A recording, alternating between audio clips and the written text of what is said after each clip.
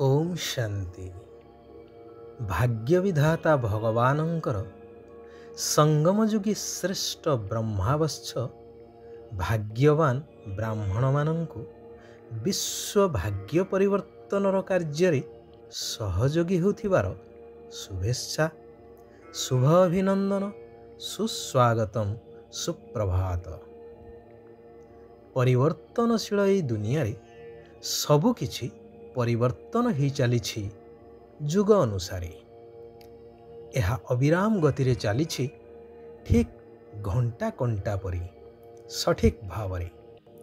सत्य त्रेतया जुगरे सतो प्रधान पवित्र दैवीराज्य थिबा बेले द्वापर जुगरु धीरे धीरे दुनिया पतित हेबाकु लागिला एवं एही अंधकारमय कली जुगरे संपूर्णतम प्रधान पतित दुखी होगला। प्रकृति स्वभाव स्वरूप संस्कार सबुकिछि परिवर्तन होगला। केवल दुख भोग रोग शोकरे अथय संसार भोगी होगला। अविनाशी सृष्टि नाटकर अटल नियम अनुसारे एबे भाग्य विधाता पतित पावन भगवान आसिछन्ति मनुष्य मात्रंकु भोगीरु जोगी हेबार शिक्षा देवा पाई। कहउछन्ति संतान माने सदा दुख भोगीरु सदा सुखी जोगी हेबा पाई। भोगीरु जोगी हेले निश्चय ताकु दृढ़ करवा आवश्यक। कहा जाए ना, निश्चय बुद्धि विजयंती। जदि निश्चय रे सामान्यतम संशय आसिला तेबे जोगी हेई पारिबो नाही। थरे जणे गुरु तांको शिष्य मानंकु शिक्षा देवा छलरे निश्चयता उपरे बुझौथिले। कहिले जदि तुमे कौनसी कथा उपरे संपूर्ण निश्चय रखी कार्य करिब तेबे ताहा अवश्य फलवती हेब। भयंकर परिस्थिति यथा प्राकृतिक परिस्थिति हो बा व्यक्ति विशेष हो कौनसी प्रकार विघ्न को मध्य सहजरे पार करि पारिबो, परिस्थिति को परिवर्तन मध्य करि पारिबो। एकदा सेमानंकु राजा निमंत्रण करिथांती। समस्ते जाउथांती जंगलिया रास्ता दे। गुरु समस्तंकु सावधान करी कहिले, देख सतर्क होई चालू थाओ, हिंस्र जीवजंतु काले आक्रमण करिवे। दुई जन शिष्य किंतु गुरुंकर शिक्षा को मने पकई पकई चालू थांती।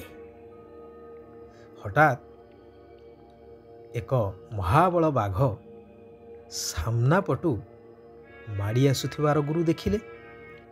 समस्तंकु गछ उपरे चढ़ी जीवाकू कहिले जीवन रक्षा पाई। समस्ते गछ उपरे चढ़ी गले। हेले से दुई जन शिष्य आनंद मनरे बाघ आड़कू अग्रसर हेउथांती। तिले मात्र भय न थाए सेमानंक मनरे। गुरु एवं अन्य शिष्य माने भयभीत ही गले। एपरि भयभीत ही गले ना चित्कार करि पारुछंती ना किछि उपाय मध्य करि पारुछंती। हेले आश्चर्यर कथा, बाघटी आसी शांत शिष्ट भावरे दुई जन शिष्यंक सहित गेल हेबाकू लागिला। सेमानंक पाद चाटिबाकू लागिला एवं किछि समय परे से बाट भांगी अन्यत्र चलीगला। गुरु और शिष्य माने गछरु ओह्लाई दुई जनक पाखकू जाई पचारन्ते। सेमाने कहिले, गुरुदेव आपण परा कहिथिले निश्चय रखिले सबु किछि परिवर्तन होई परिबो बोली। ତେଣୁ ଆମେ ଦୁହେଁ ବାଘକୁ ଦେଖି ତାକୁ ଅତି ସ୍ନେହପୂର୍ଣ୍ଣ ନୟନରେ ଚାହିଁ ତା ସହିତ କିଛି ସମୟ ଅତିବାହିତ କରିବାକୁ ଚାହିଁଲୁ। ତାର ପ୍ରକୃତିକୁ ଶାନ୍ତ କରିବାକୁ ଚାହିଁଲୁ। ସେ ମଧ୍ୟ ଆମ ସହ ଖେଳିବାକୁ ଲାଗିଲା। ବାସ୍ତବରେ ଗୁରୁଦେବ ଆପଣ ମହାନ ମହାନ, ଆପଣଙ୍କର ଶିକ୍ଷା। ଆମ ଜୀବନ ଧନ୍ୟ ହେଇଗଲା।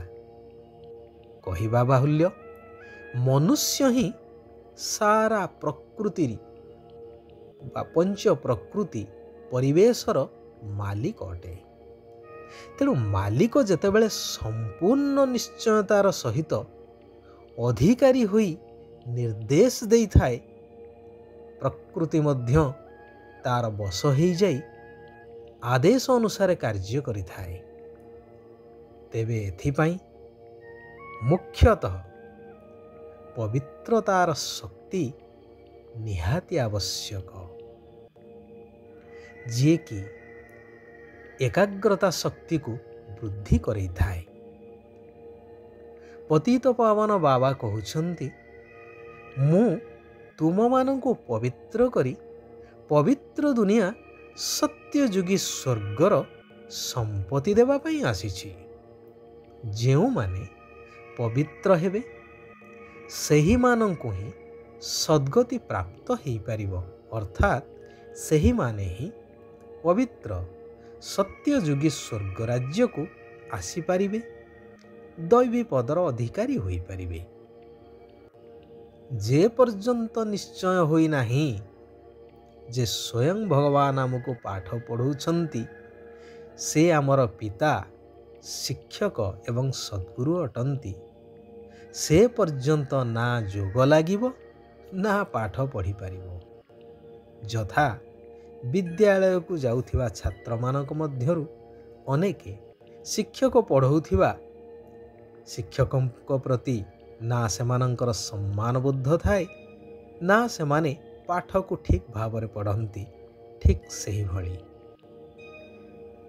ଏଠାରେ ଯିଏ ଯୋଗ ନ କରିବେ, ପାଠ ନ ପଢ଼ିବେ, ଭୋଗୀକୁ ଭୋଗୀ ହେଇ ରହିଯିବେ।